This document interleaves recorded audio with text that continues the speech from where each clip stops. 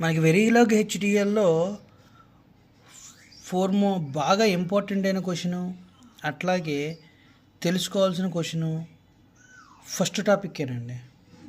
అంటే మనం ఏం చెప్పుకుంటున్నాం, ఈ సబ్జెక్ట్ అంతా కూడాను ప్రోగ్రామ్ రాయడానికి ఉపయోగపడుతుందని చెప్పాం. బట్ ప్రోగ్రామ్ రాయాలంటే దేనివల్ల మనం ప్రోగ్రామ్కి వెళ్ళామనేది కూడా తెలుసుకోవాలి కదా. ఎందుకు వెళ్ళాం? ఒక చిప్ మీద మనం లార్జ్ నెంబర్ ఆఫ్ గేట్స్ కానీ ఐసీస్ కానీ లేకపోతే ఒక ఐసీలో ప్లేస్ చేయాలనుకుంటే ట్రాన్సిస్టర్స్, గేట్స్, ఎవ్రీథింగ్ ఎల్స్ ఏమన్నా రెజిస్టర్లు కానీ అన్నీ ప్లేస్ చేయాలనుకుంటే అది బల్క్ ప్రొడక్షన్ చేసినప్పుడు మనకి లాస్ వస్తుంది, చిన్న మిస్టేక్ వచ్చిన. ఈ మిస్టేక్స్ అవాయిడ్ చేయడానికి మనం ఏం చేస్తున్నాం, హార్డ్వేర్ డిస్క్రిప్షన్ లాంగ్వేజ్కి వెళ్ళాం. అంటే మనం చేయాలనుకున్న డిజైన్ అంతా కూడాను ఒక ప్రోగ్రాంలో రాస్తే దాన్ని డిజిటల్గా వెరిఫై చేసి ఎవ్రీథింగ్ ఈజ్ ఓకే అనుకున్న తర్వాత ఫిజికల్ వెరిఫికేషన్కి వెళ్తాం. సో అట్లాగే ఆ డిజైన్ తెలియాలంటే ఫస్ట్ మనం కొన్ని ఫ్లో చార్ట్ని ఫాలో అవ్వాలి. ఓకేనా? ఈ ఫ్లో చార్ట్లో ఒక విఎల్ఎస్ఐ డిజైన్ అనేది ఎట్లా ఉంటుందో చూద్దాం. అంటే ఒక ఇంటిగ్రేటెడ్ సర్క్యూట్ యొక్క IC design by using HDL language అండి, ఇది గుర్తుపెట్టుకోండి. సో ఫస్ట్ ఏం చేస్తున్నాం, దీంట్లో చాలా స్టెప్స్ ఉన్నాయని కన్ఫ్యూజ్ అవ్వద్దు. లిటరల్గా ఎన్ని ఉన్నాయి, 1 2 3 11 స్టెప్స్ ఉన్నాయి. దీంట్లో మనకి మేజర్గా వచ్చే 5 స్టెప్స్ మాత్రమే. ఆ 5 స్టెప్స్ కూడా మీకు ఇలా వైట్ కలర్ బాక్సెస్లో ఉన్నాయి కదండి, ఈ 5 మేజర్ స్టెప్స్ గుర్తుపెట్టుకోండి. ఈ 5 మాత్రం మేజర్ స్టెప్స్. ఇక్కడ బ్లర్రీగా ఉన్నాయి వీటి యొక్క ఇంటర్నల్ స్టెప్స్. ఓకేనా? ఈ 2 కూడా హెచ్డి యొక్క ఇంటర్నల్ స్టెప్స్, ఈ 2 కూడా గేట్ లెవెల్ యొక్క ఇంటర్నల్ స్టెప్స్, ఈ 2 కూడా ఫిజికల్ లేఅవుట్ యొక్క ఇంటర్నల్ స్టెప్స్. సో మనం మేజర్ 5 స్టెప్స్ గురించి తెలుసుకుందాం. ఓకే, ఫస్ట్ స్టెప్ ఏం చెప్తుంది, డిజైన్ స్పెసిఫికేషన్స్.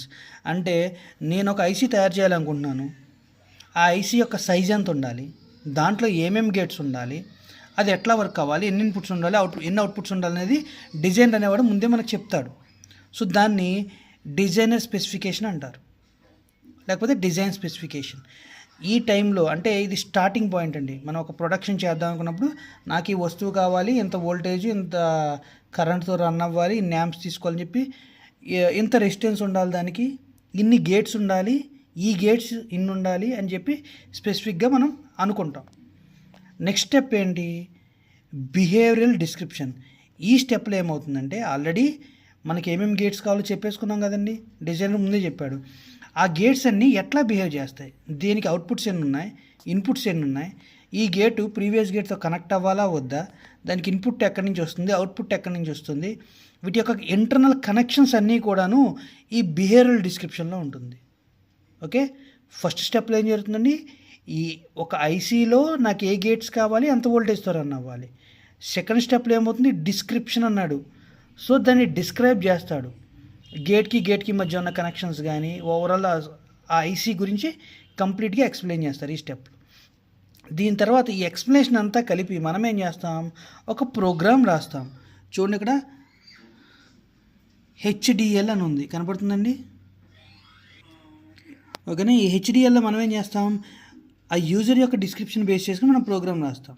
ఇదే హార్డ్వేర్ డిస్క్రిప్షన్ లాంగ్వేజ్. ఇది దేంట్లో ఉందండి, ఆర్టీఎల్ డిస్క్రిప్షన్లో ఉంది. ఆర్టీఎల్ అంటే రిజిస్టర్ ట్రాన్స్ఫర్ లాజిక్. ఓకే అండి, రిజిస్టర్ ట్రాన్స్ఫర్ లాజిక్. ఈ రిజిస్టర్ ట్రాన్స్ఫర్ లాజిక్లో మనం ఏం చేస్తాం, ఈ స్టెప్లోనే మనం హెచ్డిఎల్ ప్రోగ్రామ్ అనేది వాడతాం. ఓకే, అంటే మనం సి లాంగ్వేజ్ వాడుకోవచ్చు. అలాగే మనం ఫ్యూచర్లో ఈ యూనిట్ కంప్లీట్ అయ్యేలోపు మీకు 4 లెవెల్స్ ఆఫ్ ప్రోగ్రామింగ్ లెవెల్స్ వస్తాయండి, వాటిని మోడలింగ్స్ అంటారు. ఓకేనా? ఆ 4 మోడలింగ్స్లో మీకు నచ్చిన మోడలింగ్లో నచ్చినట్టు ప్రోగ్రామ్ రాసుకోవచ్చు. 4 ప్రోగ్రాంల యొక్క అవుట్పుట్ ఒకటే, బట్ మనకు కావాల్సిందని మనం చూస్ చేసుకోవడమే మన తరువాయి అనమాట. సో ఇక్కడ ఏం చేస్తాం, మనం డిజిటల్గా ఒక ప్రోగ్రామ్ రాస్తాం, నథింగ్ బట్ సి ప్రోగ్రామ్ టైప్లో ఒక ప్రోగ్రామ్ రాస్తాం.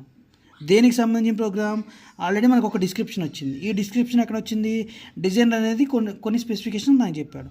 సో దాంట్లో ఏమైంది, ఇన్ కేస్ ఈ స్టెప్ కంప్లీట్ అయిన తర్వాత చిన్న ఎర్ర ఏమన్నా వచ్చింది అనుకోండి, వెంటనే వెనక్కి వెళ్ళిపోయి ఫీడ్బ్యాక్ వస్తుంది. అంటే ఇక్కడ టెస్టింగ్ జరుగుతూ ఉంటుంది ప్రోగ్రామ్కి. ఓకేనా? మళ్ళీ ఒకసారి సింథసిస్ ప్రోగ్రామింగ్ అంతా జరిగి గేట్ డిజైన్ అనేది స్టార్ట్ అవుతుందండి. అంటే దీంట్లో మనం ఫిజికల్గా గేట్స్ పెట్టకపోయినా ప్రోగ్రాంలో కొన్ని కనెక్షన్స్ ఇచ్చాం. ఈ కనెక్షన్ వెరిఫికేషన్స్ అంతా అయిపోయిన తర్వాత వాటిలో గేట్స్ కూడా ఉంటాయి కదా, గేట్స్ కానీ లేకపోతే ట్రాన్సిస్టర్లు కానీ చిన్న చిన్న కాంపోనెంట్స్ ఉంటాయి కదా, ఈ కాంపోనెంట్స్ అన్నింటినీ వెరిఫై చేసేది ఇక్కడ గేట్ లెవెల్ నెట్ లిస్ట్లో. అంటే దానికి ఎన్ని గేట్స్ ఉంటాయి, ఏ గేట్ దేనికి కనెక్ట్ అయ్యి ఉంది, దానికి అవుట్పుట్స్ ఎట్లా ఉన్నాయి, పర్ఫెక్ట్గా ఉన్నాయా లేదా తెలిసేది gate level netlist. In case ఎక్కడ మిస్టేక్ వస్తే అది లాజికల్ వెరిఫికేషన్ అండ్ టెస్టింగ్లో దొరుకుతుంది. దాన్ని మళ్ళీ ప్రోగ్రామ్ దగ్గర తీసుకెళ్తాం. ఎందుకు ప్రతిదీ ఇక్కడికే ఫీడ్బ్యాక్ ఉందంటే నేనేం చెప్పా, ఇక్కడే ప్రోగ్రామ్ రాస్తాం. ఈ ప్రోగ్రాంలో స్టార్టింగ్లోనే ఎర్రర్ వస్తే ఇక్కడే క్లియర్ అయిపోతుందండి. లేదు వెరిఫికేషన్లో ఎర్రర్ వస్తే ఇక్కడ క్లియర్ అవుతుంది.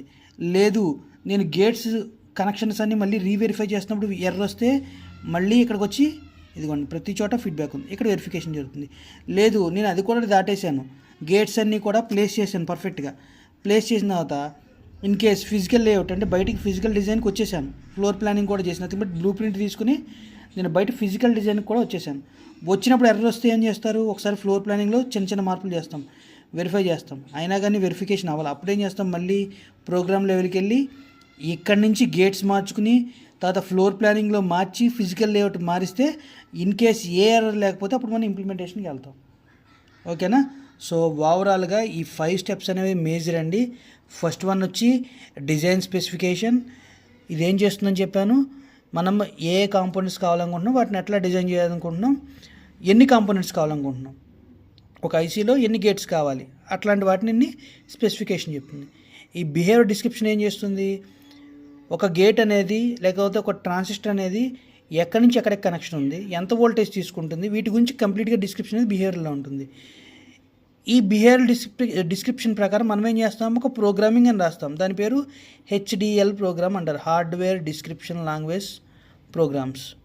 ఇది దేంట్లో ఉంటుంది, రిజిస్టర్ ట్రాన్స్ఫర్ లాజిక్లో డిస్క్రిప్షన్ ఉంటుంది. దీన్నే మనం ప్రోగ్రామింగ్ అంటాం. ఇక్కడే ప్రోగ్రామింగ్ అంతా జరుగుతుంది. ప్రోగ్రాంలో ఎర్రర్ వస్తే ఇక్కడే అవుట్పుట్ వస్తుంది. ప్రోగ్రామ్ రాసిన తర్వాత ఇన్ కేస్ గేట్ లెవెల్లో అంటే దాంట్లో ఉన్న డిజైన్ గేట్స్ గురించి డిజైన్ చేస్తాం కదండి ప్రోగ్రాంలో కూడా, అక్కడెక్కడైనా మిస్టేక్ వస్తే ఈ గేట్ లెవెల్ నుంచి మళ్ళీ ఫీడ్బ్యాక్ వెళ్తుంది. ఇన్ కేస్ గేట్ లెవెల్ కూడా దాటాం, మనం ఫ్లోర్ ప్లానింగ్ అంటే ఏం లేదు డిజైన్ చేస్తూ ఉన్నాం, ఆ డిజైన్లో ఎక్కడైనా మిస్టేక్ వచ్చిందనుకోండి, మనకి ఫిజికల్ లేఅవుట్ అంటే ఒక పీస్ని స్పెషల్గా తయారు చేసినప్పుడు ఎక్కడైనా మిస్టేక్ వస్తే మళ్ళీ ఫిజికల్ లేఅవుట్లో చూసుకుంటారు. ఇన్ కేస్ ఇక్కడ కూడా సాల్వ్ అవ్వకపోతే మళ్ళీ ప్రోగ్రాంలో మార్పులు చేస్తారు. ఈ మార్పులన్నీ కంప్లీట్ అయ్యాక ఇంప్లిమెంటేషన్కి వస్తుంది. సో మీరు గుర్తుపెట్టుకునేది gate level netlist, physical layout, అట్లాగే RTL. ఈ మూడిటికి ఈ 5టికి మధ్యలో హార్ట్ ఎవరంటే ఈ RTL description, nothing but HDL. ఓకేనా. సో ఇది ఒక major question. Okay, all the best.